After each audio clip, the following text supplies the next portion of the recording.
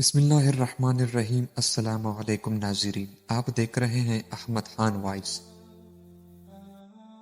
ملک شام کے حالات، امام مہدی کا ظہور، نبی کریم صلی اللہ علیہ وسلم کی پیشن گوئیاں۔ اللہ کے رسول صلی اللہ علیہ وسلم نے قیامت کے نشانات بتلاتے ہوئے فرمایا کہ اونٹوں اور بکریوں کے چرواہے جو برہنہ بدن اور نانگے پاؤں ہوں گے، وہ ایک دوسرے سے مقابلہ کرتے ہوئے لمبی لمبی عمارتیں بنوائیں گے اور فخر کریں گے۔ عمارتوں کا یہ مقابلہ آج اپنے عروج پر پہنچ گیا۔ دبئی میں برج خلیفہ کی عمارت دنیا کی سب سے اونچی عمارت بن گئی،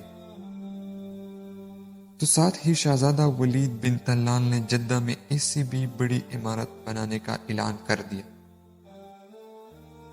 جو دڑا دڑ بنتی چلی جا رہی ہے۔ عرب کی عمارتیں سارے جہاں سے اونچی ہو چکی ہے۔ عرض کرنے کا مطلب یہ ہے کہ حضور پاک صلی اللہ علیہ وآلہ وسلم نے جو فرمایا وہ پورا ہو چکا ہے، اور پیشنگوئی پوری ہو کر اپنے نقطہ کمال کو تقریباً پہنچ چکی ہے۔ عرب کا سب سے زیادہ تیل خریداری کرنے والے امریکہ نے عراق کے کنویں پر قبضہ جما رکھا ہے اور لاکھوں بیرل پیٹرول مفت وصول کر رہا ہے۔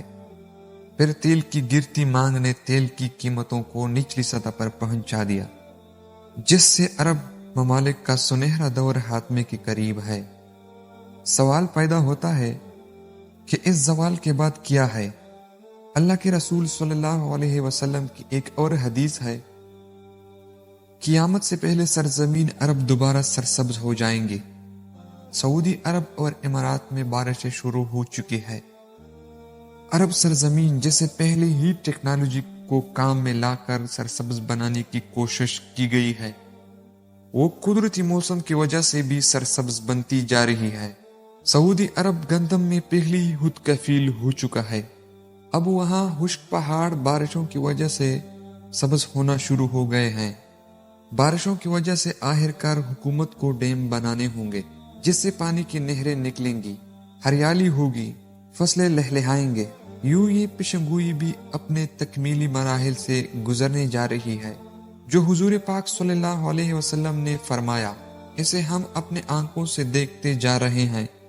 اگر حدیث پر غور کریں تو مشرق وسطیٰ کے زوال کا آغاز ملک شام سے شروع ہوا، لیکن شاید عرب حکمران یا تو یہود نصارہ کی چال سمجھ نہ سکے یا بروحی اختیار کی، لیکن وجہ جو بھی ہو یا نہ ہو، سرکار دو عالم صلی اللہ علیہ وسلم کی بتلائی ہوئی عملات کو ظاہر ہونا ہی تھا۔ حدیث کے مطابق رسول پاک صلی اللہ علیہ وسلم نے فرمایا، جب اہل شام تباہی اور بربادی کا شکار ہو جائے تو پھر تم میں کوئی خیر باقی نہ رہے گی۔ عزیز دوستو، یہاں پر میں عرض کرتا چلوں ایک ایسی دور کا جس میں عراق، لبنان، یمن، فلسطین، شام، ان تمام ممالک کو شام کہا جاتا تھا۔ یاد رکھیں، احادیث مبارک کی روح سے شام اور اہل شام سے امت مسلمہ کا مستقبل وابستہ ہے۔ اگر ملک شام ایسے ہی برباد ہوتا رہا تو پوری امت مسلمہ کی بھی خیر نہیں۔ ویسے تو 90% برباد ہو چکا ہے۔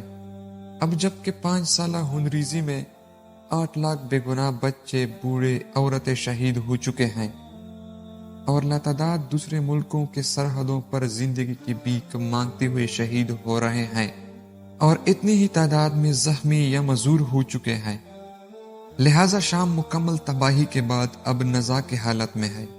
حدیث کے حساب سے عرب ممالک کے سنہرے دور کے خاتمے کی اہم وجہ ملک شام کے موجودہ حالات ہے۔ گویا نبی کریم صلی اللہ علیہ وسلم کی ایک اور پیشنگوئی کی علامات ظاہر ہو رہی ہے یا ہو چکی ہے۔ یاد رکھیں کہ ملک شام کے متعلق اسرائیل، روس اور امریکہ نے جو بھی جھوٹے بہانے بنائے، ان سب کا اصل ہدف جزیرۃ العرب ہے، کیونکہ کفار کا عقیدہ ہے کہ دجال مسیحا ہے۔ اس وجہ سے یہ لوگ دجال کے انتظامات مکمل کر رہے ہیں، جس کے لیے عرب ممالک میں عدم استحکام پیدا کرنا ہے، کیونکہ ملک شام پر یہود نصارہ قبضہ کرنا چاہتے ہیں، اور یہ ہو کر رہے گا۔ حضرت مہدی علیہ السلام کے ظہور سے قبل چنانچہ کتاب فتن میں لکھا ہے کہ آخر زمانے میں جب مسلمان ہر طرف سے مغلوب ہو جائیں گے، مسلسل جنگیں ہوں گی، شام میں بھی عیسائیوں کی حکومت قائم ہو جائے گی۔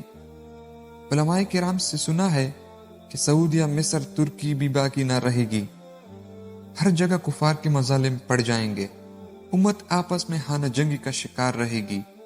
خلیجی ممالک، سعودی عرب وغیرہ میں بھی مسلمانوں کی باقاعدہ پرشوکت حکومت نہیں رہے گی۔ خیبر الحیر سعودی عرب کا چھوٹا شہر مدینہ منورہ سے 170 کلومیٹر کے فاصلے پر ہے۔ اس کے قریب تک یہود نصارہ پہنچ جائیں گے اور اس جگہ تک ان کی حکومت قائم ہو جائے گی۔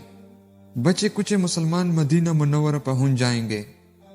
اس وقت حضرت امام مہدی علیہ السلام مدینہ منورہ میں ہوں گے۔ دوسری طرف دریائے تبریہ بھی تیزی سے خشک ہو رہا ہے، جو کہ مہدی علیہ السلام کے ظہور سے قبل خشک ہوگا۔